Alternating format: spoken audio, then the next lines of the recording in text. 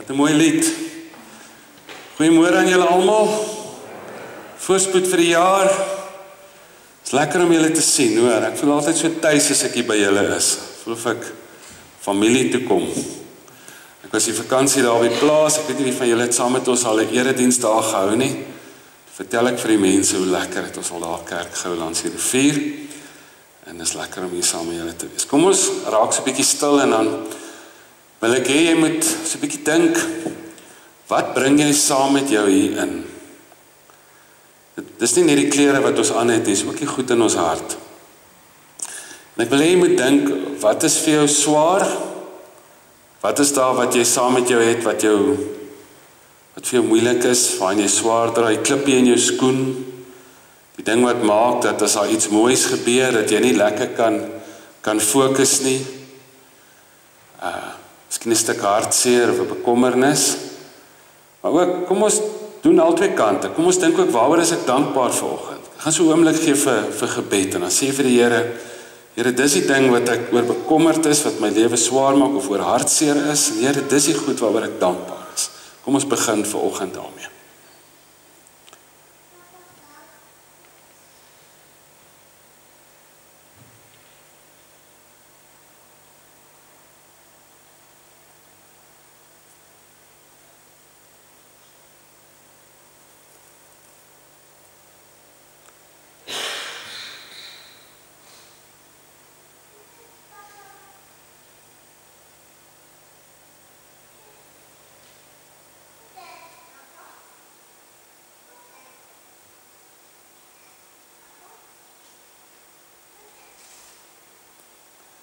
Here, U ken ons harte,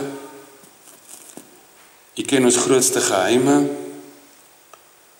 U ken ons bekommernisse, U weet waarheen ons op pad is, en U weet van waar ons kom. U ken ons deur en deur, en dankie dat U nog steeds lief is vir ons, dat U van ons hou, dat U goed is vir ons. Dat ons die lewe in ons longe kan inasem, dat die bloed in ons are pomp, dat ons vanoggend hier kan wees, en kan rondkyk, kan luister, en kan hoor, en bewus kan wees van U grootheid. En ek wil bid dat dit nie by ons verby sal gaan, U teenwoordigheid vanoggend hier, in Jesus se naam. Amen.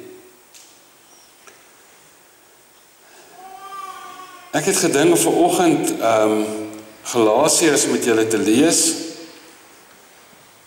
Galasiërs 5, en ons gaan lees, gaan die hele gedeelte lees van vers 13 tot 25.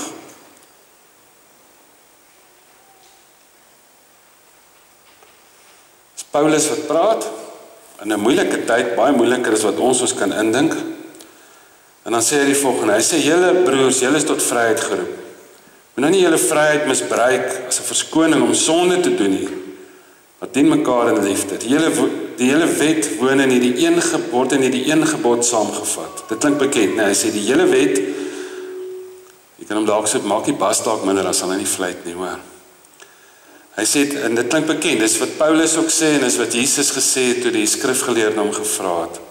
Hy sê, die hele wet word in die een gebod saamgevat. Jy moet jou naaste lief hê, soos jouself.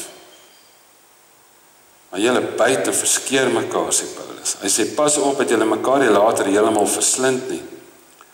Wat ek bedoel is dit, dat julle lewe steeds deur die Gees van God beheer word. Dan sal julle nooit soeg vir die begeertes van julle sondige natuur. Wat ons sondige natuur begeer is in stryd met wat die Gees wil, en wat die Gees wil is in stryd met wat die sondige natuur begeer. Hierdie twee staan lynreg teenoor mekaar, maar daarom kan julle nie doen wat julle graag wil nie. Maar as julle deur die Gees laat lei, staan julle nie meer onder die wet nie. Die praktyke van die sondige natuur is algemeen bekend, onsedelikheid en onreinheid en losbandigheid en afgodsdienst en towery en vyandskap en haat, naaiwer, woede, rusies, verdeeldheid, skering, afguns, dronkenskap, uitspattigheid en alle dergelike dinge. Ek waarsku julle soos ek julle al vroeër gewaarsku het. Wie iemand sulke dinge deel maak, sal nie die koninkryk van God as erfenis verkry nie. En dan sê hy, die vrug van die Gees daarteenoor is liefde, vreugde, vrede, geduld, vriendelikheid, goedhartigheid, getrouheid, nederigheid en selfbeheersing. Teen sulke dinge het die wet niks nie. Die wat aan Christus Jesus behoort, het hulle sondige natuur met al sy hartstogte en begeertes gekruisig. Ons lewe deur die Gees, waar die Gees nou ook ons gedagtes bepaal. Moenie verwaand wees om mekaar uithaat of op mekaar afgunstig wees nie. Ou Paulus het dit ook nie maklik gehad nie. Hy op 'n stadium dan vertel hy hoeveel keer het hy skipbreek gelei, hoeveel keer in die tronk was, hoeveel keer hy onregverdig geslaan is. En dan sê hy, na hy al daai vreeslike goed noem, dan sê hy, en dan was daar nog die moeilikheid in die gemeentes ook. Het is asof hy sê, you ain't seen nothing yet. Jy dink hierdie skip van my wat gesink het, of die feit dat ek in die tronk was erg, maar hierdie gemeentelede wat so beklei, dis erg. En 'n mens kry die gedagte dat hierdie mense nogals, dat daar skering was, ons weet van die konservatiewe Joodse godsdienstiges in Jerusalem, wat gesê het, maar as die heidene nou gelowig word, die Romeine of die Grieke of die Samaritane of wat ook al, volgens hulle, die heidene, die ouens buite God se plan, as hulle nou te bekeer kom, het hulle ook laat besny, en dan sê Paulus, nee man, ek het nou in my stilte tyd gister gelees, die einde van Galasiërs, waar Paulus so vies is vir die ouens, hy sê hulle veroorsaak skering, hy sê julle hoef julle nie te laat besny, julle is nie meer onder die wet nie, dis mos 'n ding wat Paulus baie gesê het, maar hulle het beklei oor allerlei goeders, die een lot het gesê, jy mag afgodsvleis wat aan die afgode geëet is, die ander klomp het gesê, jy mag nie. En dan sê Paulus, terwille van die ouens wat swak in sy geloof, die ouens wat sê, jy mag nie, wat so behep is met hierdie afgode en goeders. Hy sê, eet maar partykeer nie die afgodsvleis nie, want jy gaan hulle aanstoot gee. Weet, ons is in ons Echo gemeenskap, so partykeer iemand wat 'n alkoholist is, jy weet, en ouetjie wat skoon gekom het, en hy's uit rehab uit. En ons drink nog as 'n bier, as ons braai en so aan, maar as die ouetjie by is, dan doen ons nie. Terwille van hom. Of sy, jy weet, daai tipe van ding. Hy sê, wees konsidererend. Hy's altyd aan die kant van versoening, van eenheid, van herstel, en van liefde. Maar jy kan sien, dit gaan ook maar nie maklik. Jy weet, jy kan dink, daai klomp mense, hoe het hulle beklei. Nou het jy Romeine, Grieke, en Jode, in een gemeente. Dis hoe dit was, die profiel van hulle gemeentes was, daar was 'n verskriklike klomp verskeidenheid. Dis een van die redes hoekom die kerk so vinnig gegroei het. En ek dink dit was maar 'n uitdaging. Jy weet, ek is baie lief vir Afrikaans, en ek skryf net in Afrikaans, wat ek by Engels is te swak. Maar, partykeer by Echo sal ons nou maar Engels praat. Met ons Echo aandiens, dis Engels, want ons het Zulus en Soetos en Xhosas en Iranese en soveel mense van verskillende tale daar. Ons hele bediening is eintlik maar in Engels. En baie keer as ek iets vir hulle skryf, dan sal ek dit in Engels skryf. En dan sê ek, dink ek altyd die ouens, daar's mos party kerke, nou nie soos julle nie, maar wat sê, jy mag net Afrikaans praat in die kerk, net Afrikaans, jy weet, Afrikaans liedjies sing en so aan. Dan sê ek, maar jy weet, Paulus was 'n Jood, maar hy het in Grieks geskryf. Hy het die grootste deel van die Nuwe Testament geskryf, maar daai Jood het in Grieks geskryf, sodat almal kan verstaan. Was altyd so aan die kant van goed wees, en innooi, en nader nou, hulle praat van 'n inviting unity. En dan noem hy 'n klomp probleme in die gemeenskap, en dan sê hy maar, en dan vat hy alles so mooi saam, en dan sê hy, dis wie ons eintlik moet wees, dis waarna ons eintlik moet streef, die vrugte van die Gees. En ek het gedink, ons moeite werd om vanoggend net bietjie daarby stil te staan. Kom ek lees dit gou weer. Nadat hy nou al hierdie krisisse en goed probeer hanteer, dan sê hy, die vrug van die Gees daarteenoor is liefde, vreugde, vrede, geduld, vriendelikheid, goedhartigheid, getrouheid, nederigheid en selfbeheersing. Jesus het ook gesê, 'n boom word aan sy vrugte geken. Paulus sê dit ook. Jy weet, ons dink baie keer, ek onthou ons op die kamp of wat ook al, en sê, wat gaan die engel eendag vir jou vra? Dan ons dink eintlik word ons aan ons belydenis geken. aan die inhoud van ons liedjies geken, aan die goeders wat ons sê en wat ons bely en so, en is nie onbelangrik nie. Ons belydenis wil ons by die eintlike ding bring waardeur ons geken word. Ons word aan ons vrugte geken. Jesus sê dit en Paulus sê dit hier baie duidelik. Jy weet, jy kan, as jy 'n politisie, as jy nou 'n famous ou, as jy hom nou wil mee, dan wil ons baie keer kyk, ja, wat sê hy, jy weet, oor Kersfees, of wat sê sy oor die kerk, of die ene, hulle sal altyd in die Amerikaanse politiek sê, die ene is daarom 'n metodis, of daai ene is daarom dit, want hulle weet, hulle wil die Christene se stem hê, of neem 'n foto met 'n Bybel, of wat ook al. Maar sê nou, jy moet 'n Christen politisie, nie aan sy praatjies meet nie, maar aan sy vrugte, aan die vrugte van die Gees, liefde, vrede, vreugde, goedhartigheid, getrouheid, nederigheid, selfbeheersing. Dan dop van die beste sogenaamde Christen politisie die toets. Maar is maklik om aan ver te oordeel. Die oomblik as ons dit daar raak sien, moet ons dit hier raak sien. Jy kan groot wees. As 'n boer 'n vrugteboom plant hy nie die boom om groot te wees nie. Wat help jy het 'n groot vrugteboom, maar hy dra nie vrugte nie. Jy kan liewer 'n gemiddelde vrugteboom hê, nou hy moet 'n sekere size wees voor hy kan vrugte dra. Jy sal eerder 'n gemiddelde grootte boom hê wat vrugte dra as 'n groot boom wat maar net vrot appeltjies mors. En dis asof daar in die wêreld vandag is daar hierdie trekpleister, hierdie magneet wat ons trek om te probeer groot wees. Ons wil altyd groot wees. Ek doen nou baie keer 'n soort denking om groot ontbyt en ek's baie keer op groot FM of jy weet, en is Afrikaans is groot en so aan. Dan dink ek altyd, dis nogal snaaks, nee, baie keer om te sê dis groot. Is amper so 'n kleintjie wat sê, maar ek is ook groot. Dan sê ek, wat's fout met klein wees? Hier volgens Jesus is om klein te wees is eintlik groot. Dis groei. Groei beteken ek word eintlik minder belangrik in my eie lewe. Ek word so 'n bietjie kleiner. Nederigheid is deel van die vrugte van die Gees. Maar het sê nou ons strewe nie maak om belangrik en flashy en bekend en populêr en om groot te wees nie, maar ons strewe sou wees om goed te wees. Dis die vrugte van die Gees. Dit sê al kan jy nie groot wees, jy kan jy goed wees. En dis die eintlike belangrike ding in die lewe. Die vraag is nie of jy groot is, die vraag is of jy goed is. Ek onthou ek ry een keer, eintlik al 'n paar keer, maar ek ry baie. Dan kom hierdie blou ligte hier verby. En ek's altyd in die verkeerde baan. Jy weet, hulle jaag mos in enige baan, maar ek weet nie, ek's in die baan waarin hulle wil jaag. En dan flash hulle vir my en dan sien ek hoe kom hierdie karre verby. En dan sien jy mos, nou kyk ek altyd watter een dink ek nou is die belangrike persoon en dan sit een van daai swart Land Cruisers of Range Rovers of iets met die swart getinte vensters. Dan dink ek, hoe moet dit dan voel om so belangrik te wees dat die verkeer net so oop maak? Ek bly nie ver van die Unie gebou of nie, partykeer daar in die straat en dan kom die polisiekar en dan die motorfiets en dan stop hulle die straat so.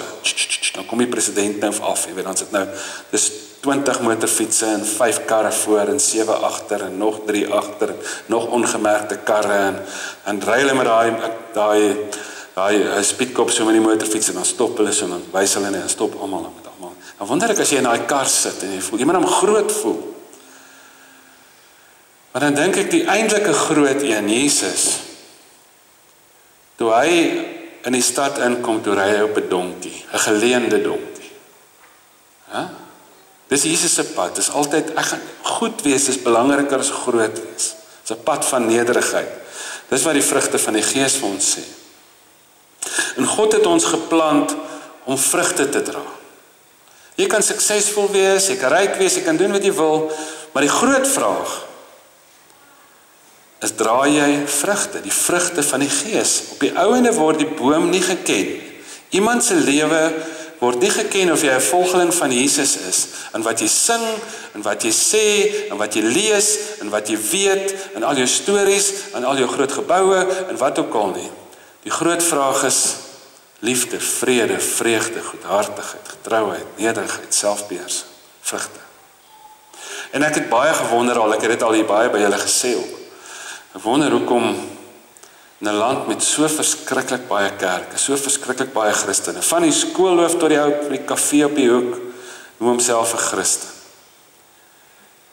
Hoekom het ons so min impak? Ek dink hier is 'n tekort aan geld en geboue en mannekrag en vrouekrag en gawes en talente en ervaring en kennis en 'n klomp van en vryheid nie. Ons het ongekende vryheid om die evangelie te verkondig. Maar die rede hoekom die Christendom kwyn in die wêreld die Christene al hoe minder ernstig opneem, is dalk eerder 'n tekort aan vrugte. Want dis waaraan 'n vrugteboom geken word, aan die vrugte wat hy dra. Nie sy groot takke en sy wonderlike wortels of wat ook al. Dis die vrugte. Dis die sigbare deel van dit wat diep in jou hart gebeur. En die ander belangrike ding van 'n vrug is die saad sodat daar ander bome sal wees is in die vrug. As jy wil hê die koninkryk van God moet op aarde groei. As jy wil hê die Christendom moet groei, en wat ons almal moan mos vir die kerke so lig. Ek weet nie, dis min Christene, maar nie so min soos in ander lande nie. Ek sê jou, daar's nogal, as ek so ry nou vanoggend, elke kerk waar ek verbyry, staan daar hordes karre. En onthou die vroeë kerk het baie, die magtige Romeinse ryk verander met min, nie met baie nie. Min mense, min vryheid, min geld, min gebou, min. Maar die saad wat uiteindelik maak dat die evangelie groei, want ons moet bekommerd wees, dit lyk tog of die kerk besig is om te kwyn en agteruit te gaan. Nie net in getalle nie, maar ook in vrugte. Ons weet nie, dan is ons maar besig om die ons eerste, my mense eerste politieke speletjies te speel, in plaas van die koninkryk wat gaan oor selfopoffering en diens, en hoe kan ek 'n verskil maak, en hoe kan ek my lig laat skyn in 'n donker wêreld.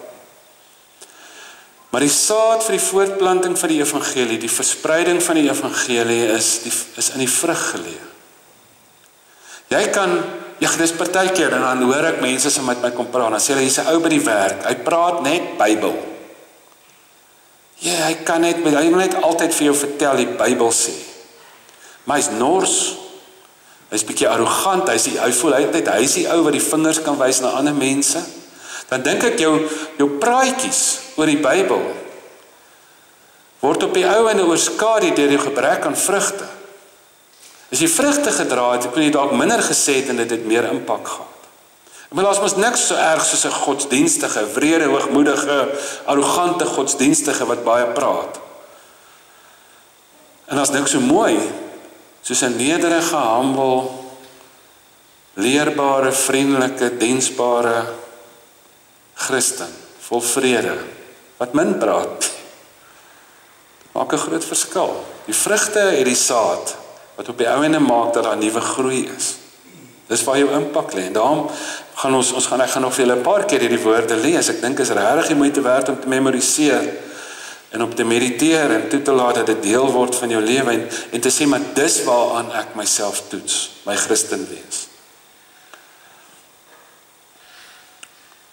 Kom ek lees dit weer. En ek wil hê as ek dit nou weer lees, dan moet jy jou indink, wat sou gebeur as die droom sou waar word? Jesus sê, laat die koninkryk kom soos in die hemel, so op die aarde. Sy idee met kerkwees is dat mense by die gemeente iets sal beleef van wat dit sou wees as God se koninkryk sou kom soos in die hemel, so op die aarde. Dink jy 'n bietjie in 'n gemeenskap. Sê nou mense sou, Christene, wat die grootste invloed in ons land het, sou of ten minste naam Christene, sou op die ou einde sê, dit gaan nie oor die goed wat ek sê nie, maar dit gaan oor die vrugte wat ek dra. Sê nou die norm waarna ons streef, die ding waarmee ons alles meet, in elke plek, jou werksplek, jou familie. Sê nou jy sou in 'n gemeenskap wees waarvan hierdie dinge die waarheid is. Wat dit die groot strewe is, wat as iemand na die gemeenskap kyk, en hulle sal sê, hierdie groepie mense, en hulle sê, kom ons noem my 'n paar eienskappe van hulle, sal sê, dis hierdie goed. Dit sal allemaal amazing wees. Dink jy in 'n gemeenskap wat hierdie eienskap het? Liefde, vreugde, vrede, geduld, vriendelikheid, goedhartigheid, getrouheid, nederigheid, selfbeheersing. Dit sal wees asof daai gebed waar word, Here, laat die koninkryk kom soos in die hemel, so op die aarde. Sal antwoord wees op ons gebed in die Onse Vader, wat Jesus ons leer bid.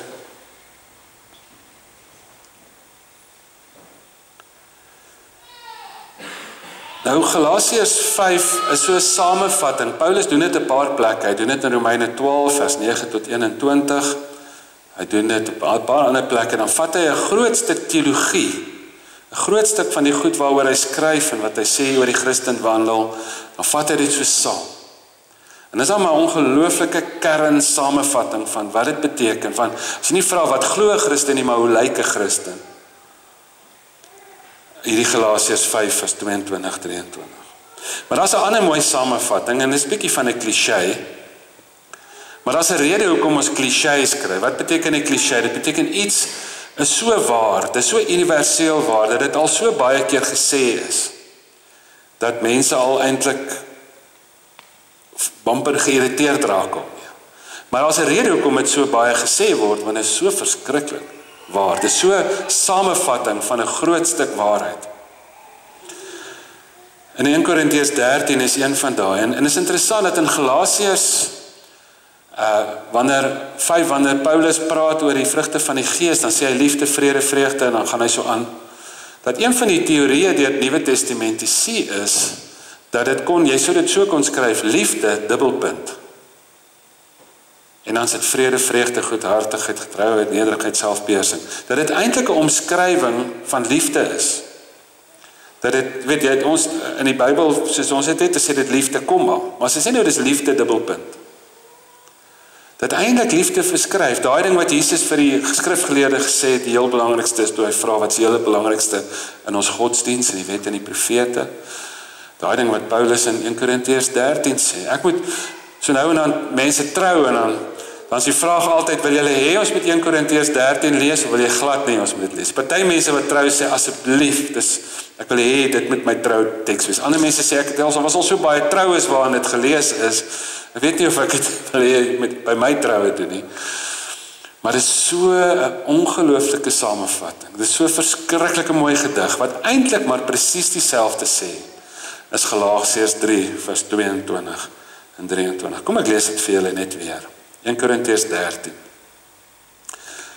Nou Paulus het gepraat in 1 Korintiërs 12 oor die gawes. Hy het gesê daar's verskillende gawes, die liggaam elke deel het 'n ander gawe. En dan sê hy, maar nou kom ek wys julle wat die allerbeste is. Ander vertaling sê, kom ek wys julle wat die heel belangrikste is. Of jy sou kon sê, kom ek wys julle wat die heel grootste is. Hy sê, al praat ek die tale van mense en engele, maar ek het geen liefde nie, het ek 'n klingende metale galm en 'n simbaal geword. Dan het nou net oor die gawes gepraat. Nou sê hy, gawes sonder liefde is niks. Hy sê, al het ek die gawe van profesie, en al ken ek al die geheimenisse, en al besit ek al die kennis, al het ek die geloof om berge te versit, maar ek het geen liefde nie, dan is ek niks. Al deel ek alles wat ek het aan ander uit, dan gee ek my liggaam prys om my daarop te kan beroem, maar ek het geen liefde nie, baat dit my niks. Die liefde is geduldig, klink soos die vrug van die Gees, nie. Die liefde is vriendelik, is nie afgunstig nie, is nie grootpratig nie. In Galasiërs sê hy dis nederig, is nie grootpraterig nie, is nie verwaand nie, dit handel nie onwelvoeglik nie, soek nie sy eie belang nie, is nie lig geraak nie, hou nie boek van die kwaad nie. Dit verbly hom nie oor die onreg nie, maar verheug hom oor die waarheid. Dit bedek alles, glo alles, hoop alles, verdra alles.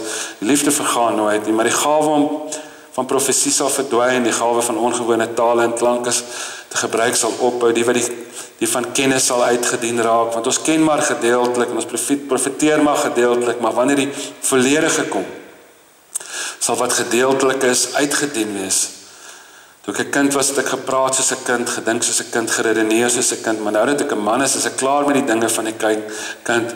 Nou kyk ons nog in 'n dowwe spieël en sien 'n raaiselagtige beeld, maar eendag sal ons alles sien soos dit werklik is. Nou ken ek net gedeeltelik, maar eendag sal ek ten volle ken, soos God my ten volle ken. En nou, geloof, hoop en liefde bly, hierdie 3.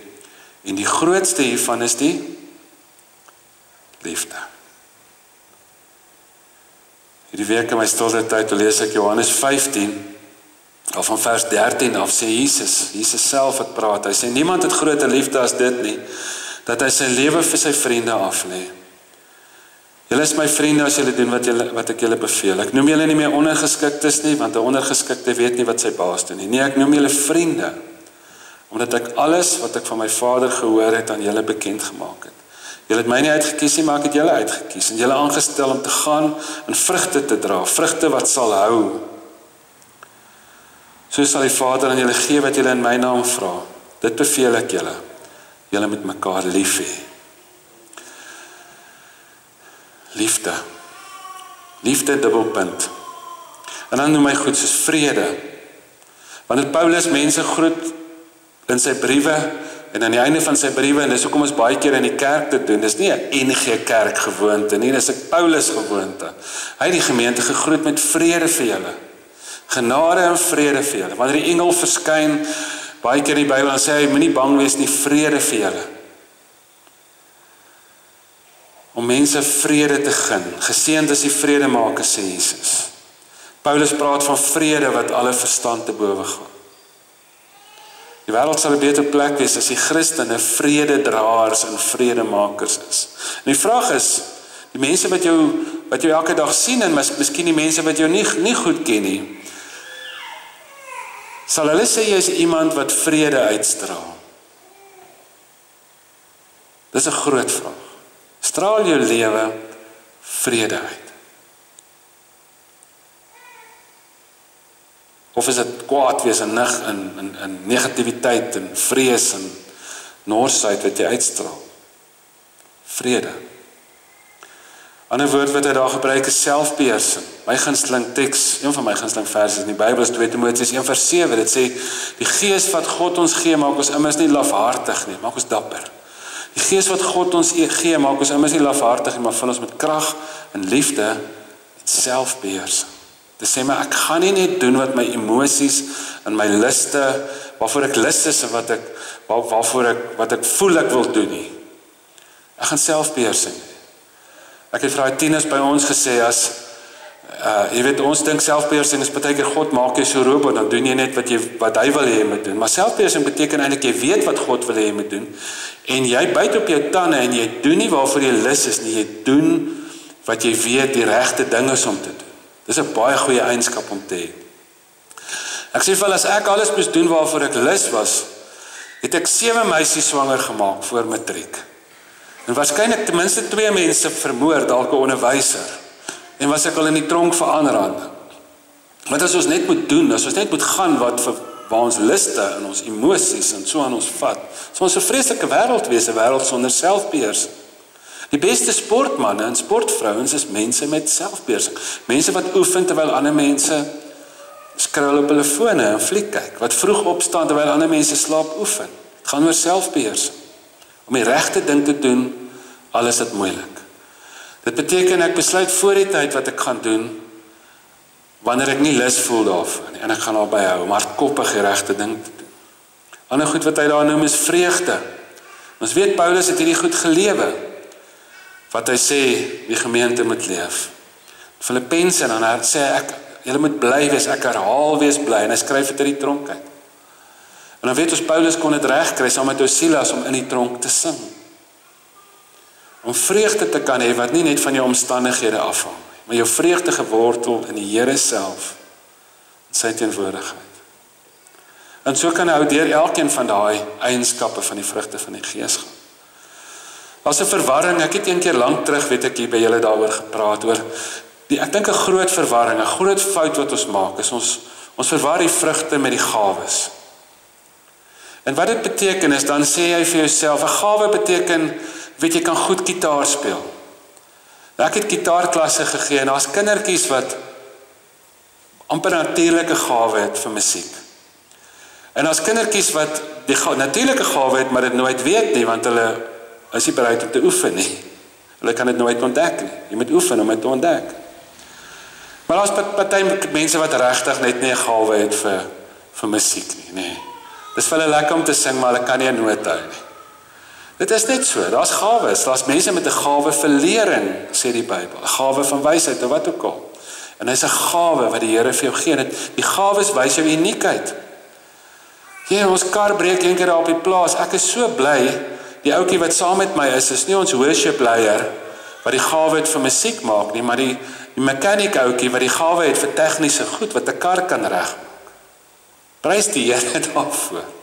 Op daai oomblik het ons nie Het ons nie 'n woord van wysheid nodig nie, nee. Ons het 'n ou wat goed kan vir ander mense kan leer nie. Ons het 'n ou nodig met die gawe om mekaar reg te maak. En dit is so, daar's mense met hulle sal sê maar as daai ou, hy's so 'n goeie kunstenaar, maar hy kan niks met sy hande regmaak. Jy weet of hy's so 'n goeie spreker, maar hy's nie goed met sy hande nie, of wat ook al. Dit wys jou, die gawes wys jou uniekheid. Maar nie die vrugte nie. Die vrugte wys nie jou uniekheid nie. Die